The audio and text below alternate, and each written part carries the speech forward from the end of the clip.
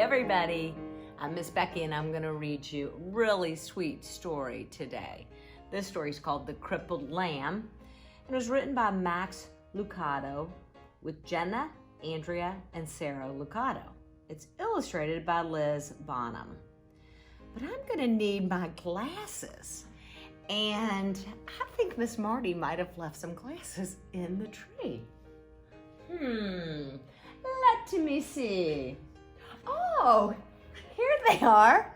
Thank you, Miss Marty.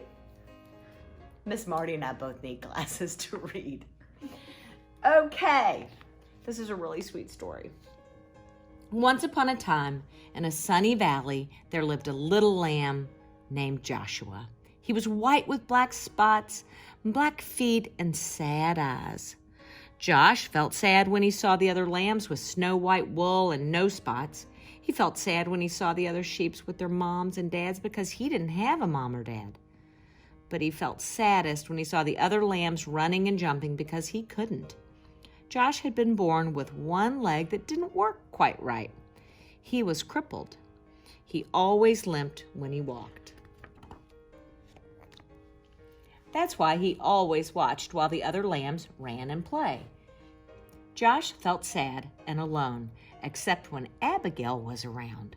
Abigail was Josh's best friend. She didn't look like a friend for a lamb. She was an old cow. She was brown with white blotches that looked like rain puddles on a path. Her belly was as round as a barrel, and her voice was always kind and friendly. Some of Josh's favorite hours were spent with Abigail. They loved to pretend they were on adventures in distant lands. Josh liked to listen to Abigail tell stories about the stars. They would spend hours on the hill looking into the valley. They were good friends. But even with a friend like Abigail, Josh still got sad. It made him sad to be the only lamb who could not run and jump and play in the grass. That's when Abigail would turn to him and say, "Don't be sad, little Joshua. God has a special place for those who feel left out." Josh wanted to believe her, but it was hard. Some days he just felt alone. He felt really alone the day that the shepherds decided to take the lambs to the next valley where there was more grass. The sheep had been in this valley so long the ground was nearly bare. All the sheep were excited when the shepherd told them they were going to a new meadow.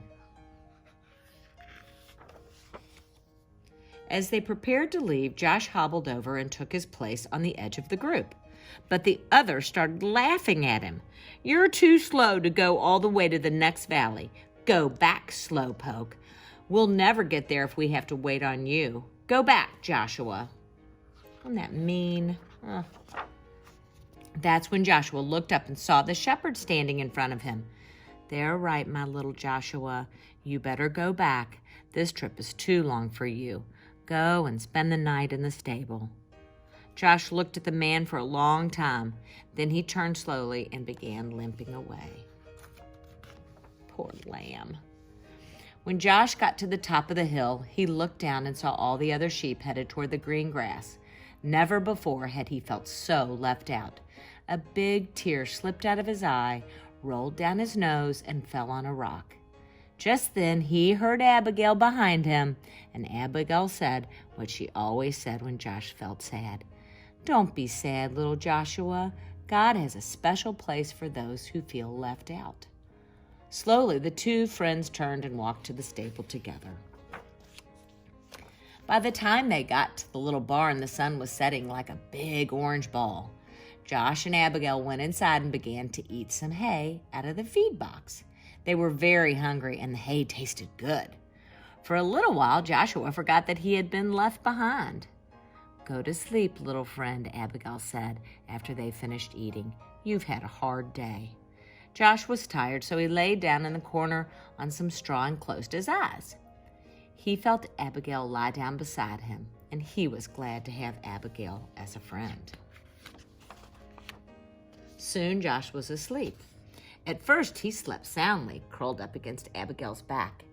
In his sleep, he dreamed. He dreamed of running and jumping just like the other sheep. He dreamed of long walks with Abigail through the valley. He dreamed of being in a place where he never felt left out. Suddenly, strange noises woke him up. "Abigail," he whispered, "wake up, I'm scared." Abigail lifted her big head and looked around. The stable was dark except for a small lamp hanging on the wall. "Somebody's in here," Josh whispered. They looked across the dimly lighted stable. There, lying on some fresh hay in the feed box, was a baby. A young woman was resting on a big pile of hay beside the feed box. Joshua looked at Abigail, thinking his friend could tell him what was going on. But Abigail was just as surprised as Josh. Josh looked again at the woman and the child, then limped across the stable. He stopped next to the mother and looked into the baby's face. The baby was crying. He was cold. The woman picked up the baby and put him on the hay next to her. Josh looked around the stable for something to keep the baby warm. Usually there were blankets, but not tonight. The shepherds had taken them on their trip across the valley. Then Josh remembered his own soft, warm wool. Timidly, he walked over and curled up close to the baby. "Oh, thank you, little lamb," the baby's mother said softly. Soon the little child stopped crying and went back to sleep. About that time, a man entered the stable carrying some rags. "I'm sorry, Mary," he exclaimed.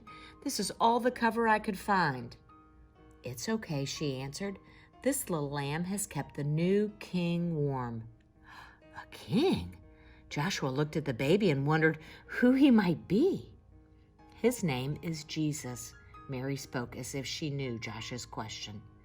"God's son. He came from heaven to teach us about God." Just then, there was another noise at the door. It was the shepherds, the ones who had left Joshua behind. Their eyes were big and they were excited.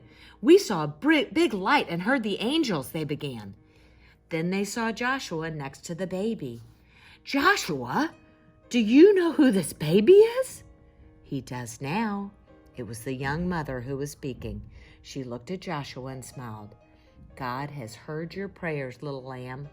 This baby is the answer." Joshua looked down at the baby. Somehow, he knew this was a special child, and this was a special moment. He also understood why he had been born with a crippled leg. Had he been like the other sheep, he would have been in the valley. But since he was different, he was in the stable among the first to welcome Jesus into the world. He turned and walked back to Abigail and took his place beside his friend. "You were right," he told her. "God does have a special place for me." Isn't that the sweetest story? I love that story.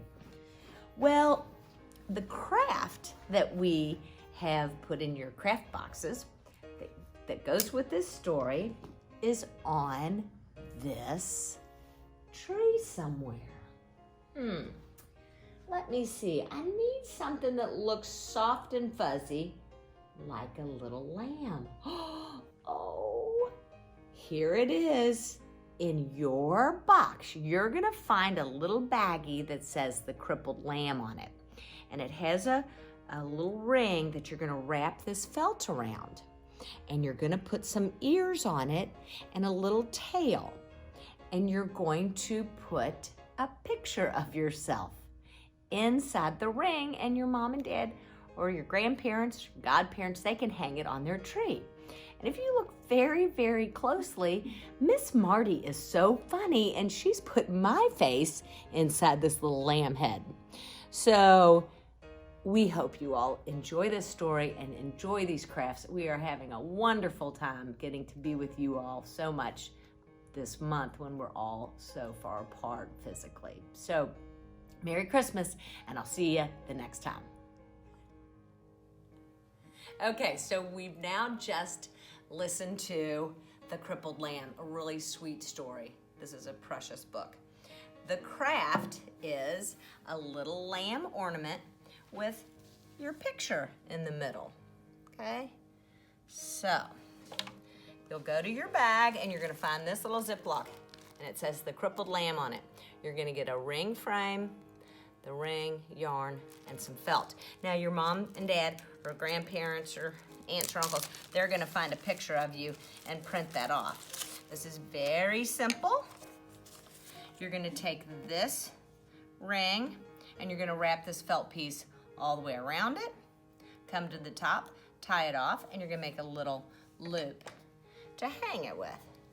You're gonna tape your picture on the inside and his little ears on the outside. And your parents will love this forever and ever and ever. When you get really old, they'll still have this ornament. But Miss Marty's so funny, she put my face in this one. Miss Marty. Okay, we have lots more crafts and lots more stories to tell you. So stay tuned, we'll see you soon.